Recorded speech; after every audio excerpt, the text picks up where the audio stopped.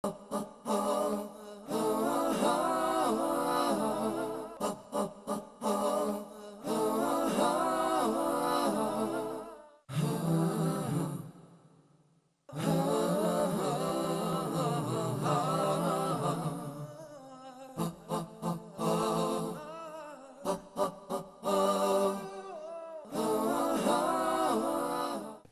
alaikum wa rahmatullahi wa barakatuh. Welcome to another edition of Book Review. And as promised, we will continue to discuss this wonderful book, The Path to Self-Fulfillment, written by Sister Sakina Hirschfielder, published by Islamic International Publishing House. A wonderful edition and a wonderful book, and the contents are even more great.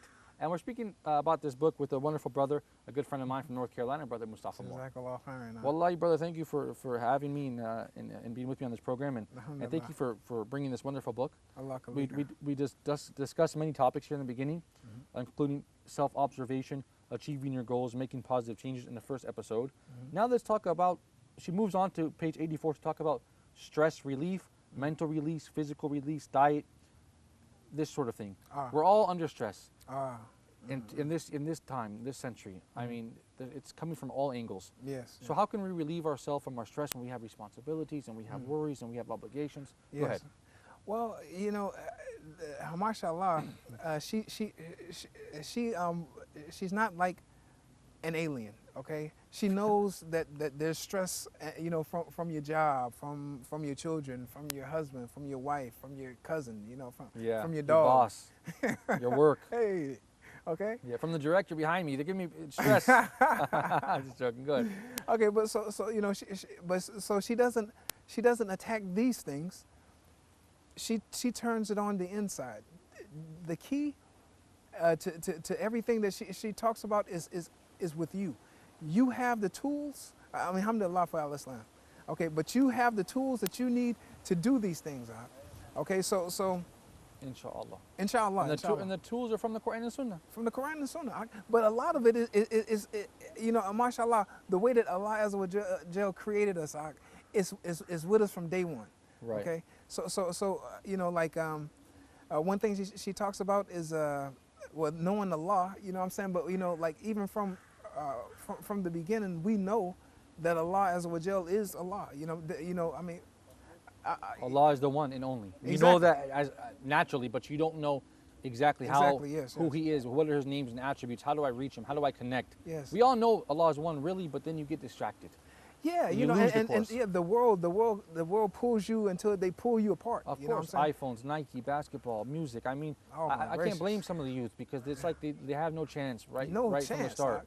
I mean, you know that's why you know personally I hope that you know not just because of you know I love Islam personally, but because I'm like the Prophet alayhi salam, or I want to be like the Prophet alayhi salam. I want everyone to make it to Jannah. Yeah. Okay. So for these people, you know, who are turned around by this world and they don't know left from right, you know what I'm saying? Like, you know, they need to be guided to Al-Islam. Yeah, of course. You know, so I mean, to have some stability in their life and to have some direction, nothing else brings it but Al-Islam. And even the kids that are Muslims, though, we talked about in this book self-confidence, the Yes, lack yes. of it, Yes, the yes. pitfalls of it, not having self-esteem. These are issues that this book addresses. So it's really great for, I think, teenagers. It seems like in adults as well. Oh, yes. How about here? She says on page 93, relationships, effective communication, do's and Oh. don'ts of communication. Mashallah, man, mashallah. The sister, you know, Jazahullah Khairan, I would imagine. Now, of course, I've never heard of her before I read the book, but to me, I believe she would be a perfect friend.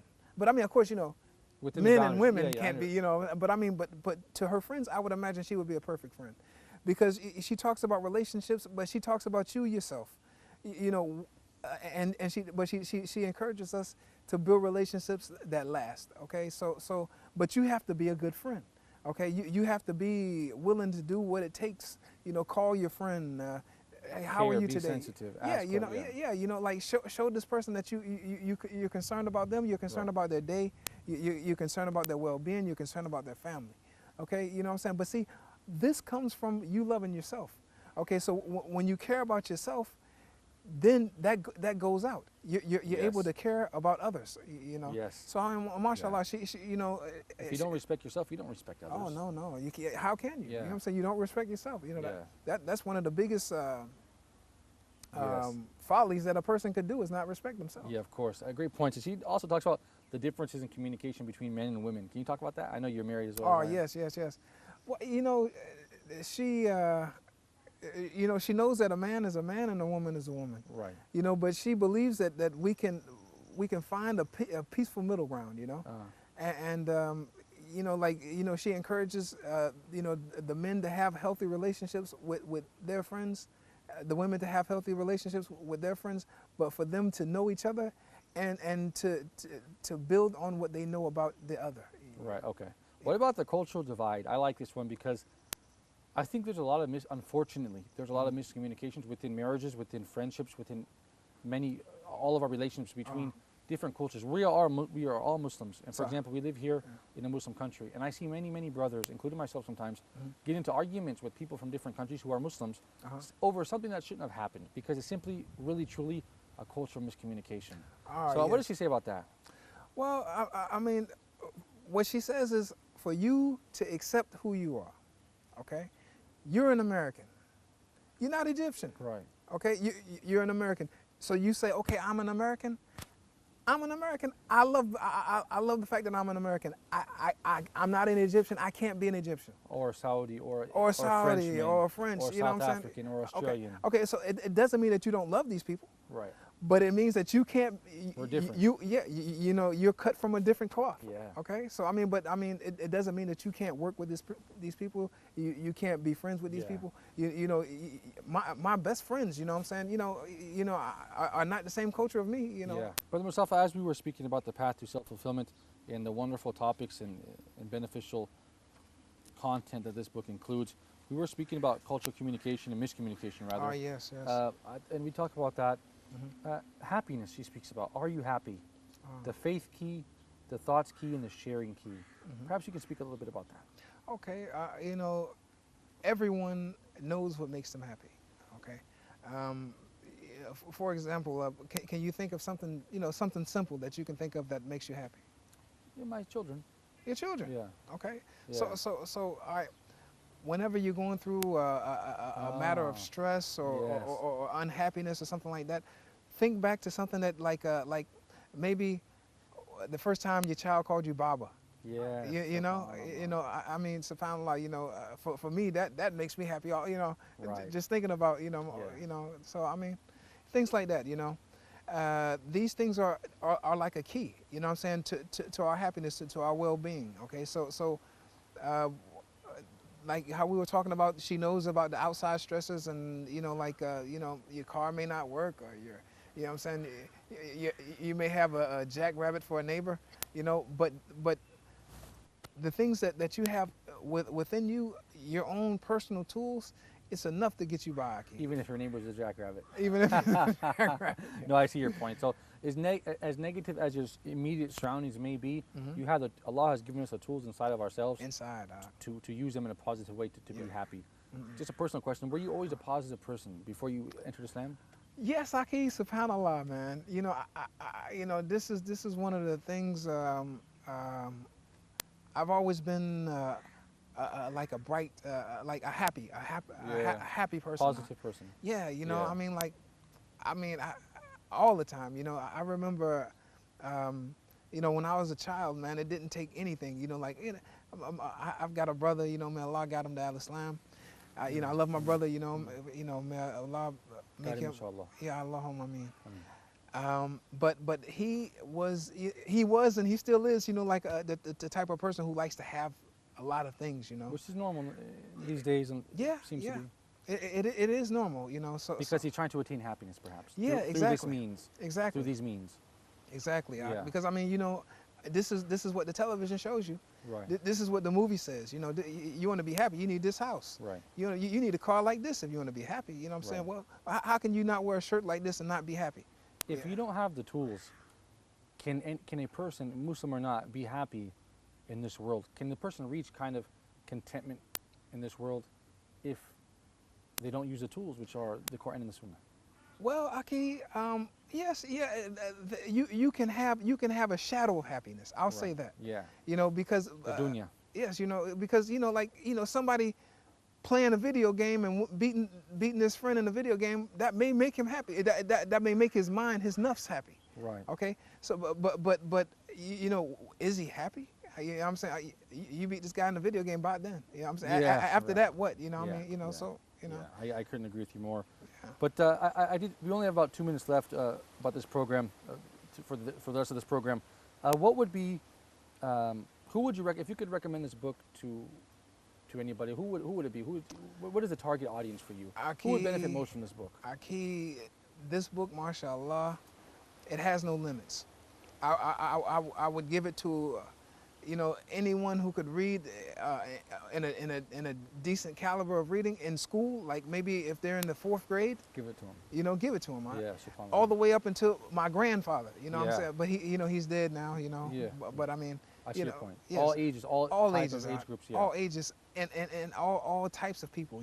I believe personally that it would be like the perfect thing for dawah, for non-Muslims, because it's coming in a subtle way of Islam. I mean, it's not. She's not.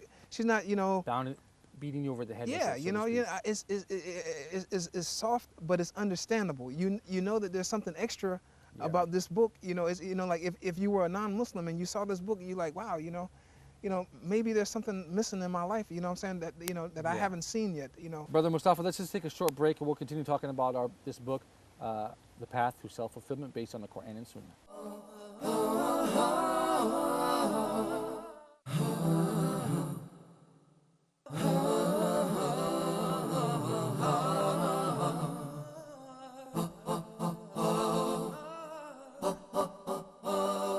Assalamu alaikum wa rahmatullahi wa barakatuh. We're still talking about the path to self-fulfillment here outside our Cairo studios here in lovely Egypt. We're having a great time here with Brother Mustafa Moore, as well as the director and our brothers here. They're giving me a hard time, Brother Mustafa. Sometimes I make mistakes in the program and they give me a hard time. In any event, brother, I would recommend this to like American liberals especially, because they're looking for self-fulfillment, but they don't know where to find it. So they keep going left and right. But this is so beautiful, the path to self-fulfillment based on the Quran and the Sunnah. I mean, isn't that wonderful? I mean, Yes, do you yes. wish you would have discovered this book earlier in your development, earlier? Key, like I wish I would have discovered this in college, Right, oh yeah. I remember when I was in college, of course, I wasn't Muslim, but I was looking. It was the type of looking for. I know that I'm looking for something, but I don't know what it is. Right. You I know? think all human beings go through it. They have to, Yeah. because I mean, unless they're coming out, talking about the Quran and Sunnah, of course they're going to be looking for something, because this is what fills the gap. Right. You can have all the cars in the world, you can have all the homes in the world, and still not be happy. Yeah. I mean, what makes millionaires not happy? Yes, it's Why suicide, why depression. can't Bill Gates sleep at night? Yeah. I mean, he's got more money than the president, so Yeah. I mean, he should be comfortable. Right. But he's not. Brother, your point brings me to San Diego Charger middle linebacker Junior Seau.